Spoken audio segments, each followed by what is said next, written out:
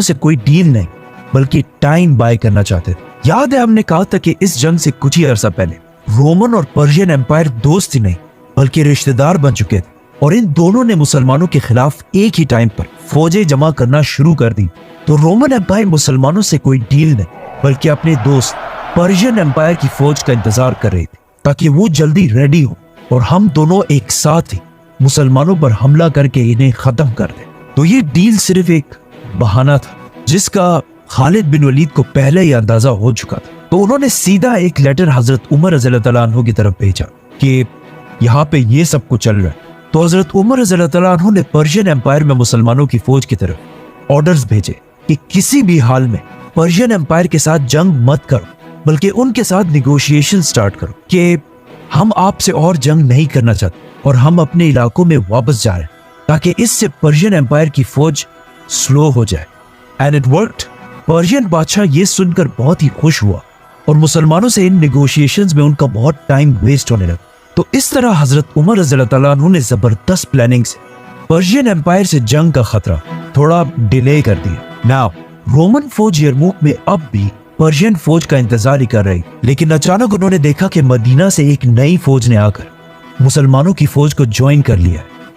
ये वही 6000 की फौज थी जो हजरत उमर रज़ियल्लाहु अन्हु ने भेजी थी।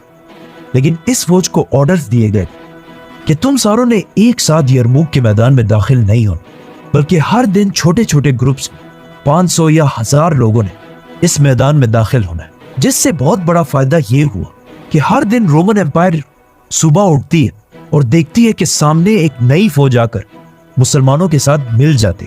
तो आखिर रोमन जनरल वाहान ने सोचा कि अगर ऐसा ही चलता ना तो मुसलमानों को हराना बहुत ही मुश्किल हो जाएगा।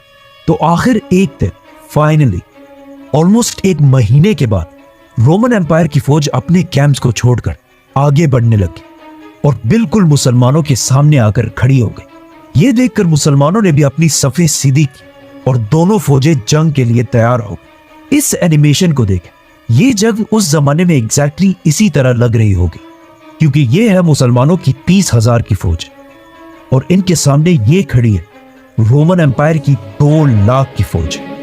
इतना बड़ा डिफरेंस। आजकल के कुछ मॉडर्न हिस्टोरियंस रोमन एम्पायर की इस फौज को 2 लाख से कम 1 लाख के अराउंड कहती है, लेकिन इस्लामिक सोर्सेज में इसे 1.5 लाख से 2,40,000 के दरमियान बताया गया है। So let's just take 2 lakh. Abu Ubaidah ने अपनी फौज को ऑर्गेनाइज किया और अपनी फौज के पीछे अपने 4 मेन जनरल्स खड़े किए, आमिर बिन आस, शुराहबील, खालिद और यजीद बिन अबी सुफियान।